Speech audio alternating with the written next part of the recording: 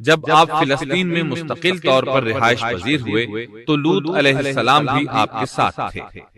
لوط علیہ السلام آپ کے بھتیجے تھے، ان کے والد کا نام ہاران تھا۔ یہ بچپن ہی سے سیدنا ابراہیم علیہ السلام کے زیر سایہ رہے، انہی کے ہاں پرورش پائی، اس لیے دین حق فوراً قبول کر لیا۔ جب سیدنا ابراہیم علیہ السلام نے عراق سے شام کی طرف ہجرت کی تو یہ آپ کے ساتھ تھے، وہاں سے حران گئے تب بھی ساتھ تھے، پھر مصر کی طرف ہجرت کی تو بھی لوط علیہ السلام ان کے ساتھ تھے۔ آخرکار جب آپ نے مصر کو بھی خیر بات کہا اور فلسطین آ گئے تب بھی یہ ساتھ تھے۔ اب ابراہیم علیہ السلام نے لوط علیہ السلام کو حکم دیا کہ وہ بستی سدوم کی طرف چلے جائیں، اس لیے کہ اس بستی کے لوگ کفر کی انتہائی گہرائی میں جا چکے ہیں، انہیں کفر و شرک سے نکالنے کے لیے وہاں جائیں، انہیں اللہ کے احکام سنائیں، اللہ کی طرف دعوت دیں۔